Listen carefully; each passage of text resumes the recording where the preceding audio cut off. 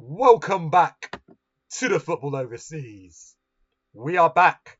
International break is over and it's the return of club football for 1 month. Well, not necessarily 1 month, but 3 weeks. The next 3 weeks is going to be exclusively club football. Then we have the November international break and then no more international breaks thereafter until March. Italian Serie A. That is the table after match game week 6. Napoli on top of the table. Roma second. AC Milan third. Inter climbing to the top 4 ahead of Juventus. Yes, Juventus. They've drawn their last 3 games. Sorry, Reno. Sorry, Juve guys, but I couldn't help it. Couldn't help it. You know what I'm saying? Atalanta in 6th. Bologna. They've been quietly going about their business. They are 7th. Como are 8th. Sassuolo are 9th. Cremonese suffered defeat to Inter. At the bottom of the table, we've got 4 teams chasing their first victories of the season. Can either of them end their duck? We're going to talk about it because 2 teams in the relegation zone are actually playing against each other. So there's a chance for one of them to break their duck, or will both of them draw again. Genoa as well are in the relegation zone. Only 2 points. Napoli got by them before the international break. Fiorentina, surprisingly, without a win yet this season. Under Stefano Polli. Polli, who's returned back to the club. Going to be really interesting at the fixtures. Torino, Lecce, Parma, 5 points. Lazio there on 7 in 13th position. We're going to get into these predictions.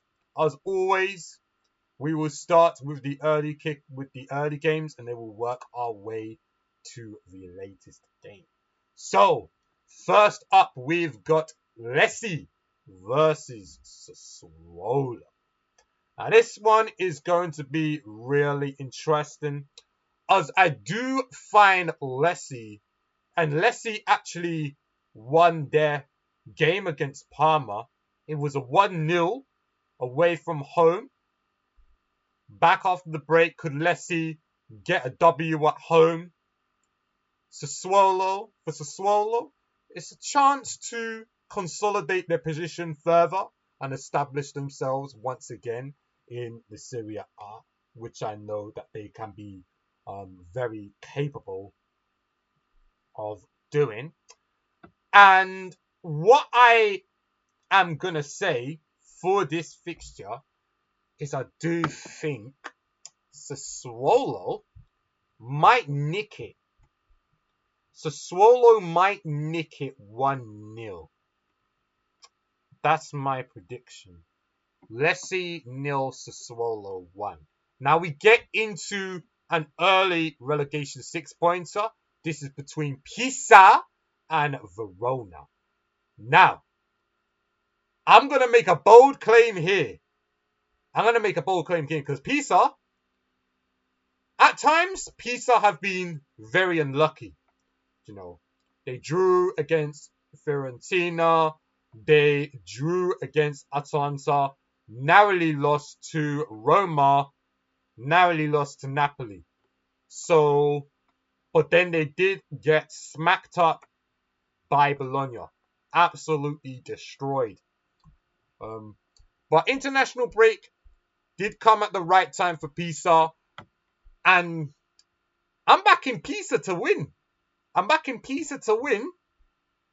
2-0 Pisa. 2-0 Pisa against Hellas Verona.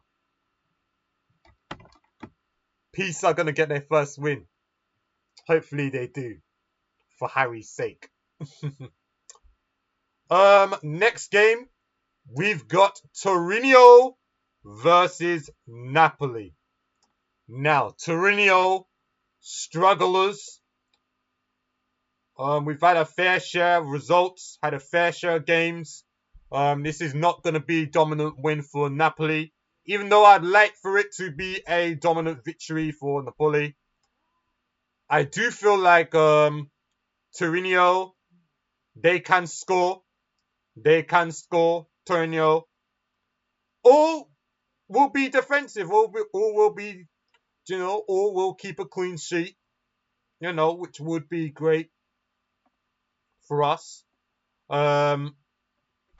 Regarding our teams, as I say, I forgot to actually put the teams up. Actually, sounds like injuries. We still have a lot of injuries. Yeah, it tells you was Juan Jesus starting. Yeah, Torino, they're definitely going to get a goal. Giovanni Simeone, potentially Ingoni, they could potentially score against Napoli. Really interesting. I do think Napoli are going to win 3-1. So it will be Torino 1, Napoli 3. That's my prediction. Now, for this is potentially the biggest game, right? The biggest game on Saturday, because we got Champions League for certain teams on the Tuesday. Inter do play on the Tuesday, which is a real reason why the games are on Saturday and not Sunday. Champions League is on Tuesday. So Roma, Gasperini's Roma versus Inter. Gonna be very, very interesting this one here. Roma, they have Wesley out injured. Wesley is out for this game. Wesley's out. That's going to be a big miss for Roma, considering he's had to stand a start to life with Roma since signing from Flamengo. Thuram, Damian are both out. Yeah, this game is going to be real interesting as well. Really, really interesting development. And said that, I do feel like the game is going to end a tie. Do you feel like... I mean, Roma's definitely have capabilities of beating Inter. But Inter have been getting stronger. Since the last international. Since they lost to Juventus, they've got stronger. And Roma-Inter, going to be a 1-1. Not many goals in it. I feel like both teams will not play to lose. Inter, they got the best depth. Well, Inter, their depth is quality. Roma, defensively solid. They've got the best defense in the league. Of course, with Wesley being out, who's their backup? You've got Selic, Mancini, and Dika. Angelino could come back. That could be good as well. Manu Kone and Brian Cristante in the middle with Matteo Sula and Lorenzo Pellegrini and Boni. Definitely come into the fold with Inter. Very good player, Lautaro Martinez. And then you got Barella, Giancarlo Nodu, and Mkhitaryan. But Dumfries and DeMarco, But yeah, I think this game is going to be a tie. Let me know what you think. Como versus Juventus. Juventus could suffer defeat here. Juve could lose this one. Juve could lose. Really interesting with the way that they've dropped points as well. Como. Bremer's now out. Bremer's out until the new year, reportedly. Nicholas Kuhn could come back. And yeah, Como, they can get points. Como, they're going to be real good. Yeah, Juventus, I feel like this is going to be another draw for them. Draw Ventus strikes again. Yep. 2-2. I'll say 2-2. Because Juventus with Rugani potentially playing, Gatti. I find them defensively solid with Kalulu there playing wingback with wingback. Nah, not really feeling it. Not really feeling it. I can't lie to you, you know. Not really feeling it. But I think it's gonna be 2-2. I think it's gonna be 2-2. 2-2 here, you know. With Cagliari and Bologna. Interesting thing. Okay. Fair aim. Cagliari, they've got potential to win. Bologna, they've also got potential to win the game as well. Now, I will say this. Cagliari, whoa, look at the amount of injuries that they've got. Wow. But Cagliari, they're not a bad side. They're generally not a bad side. They do have some names in there as well. Bologna, I'll probably give it to Bologna. I'm thinking, you know what? This could be a draw. Actually, you know what? Yeah, I can't separate the two teams yet. This will be a draw. I'm gonna say 1-1. 1-1 again. 1-1 again between the two teams.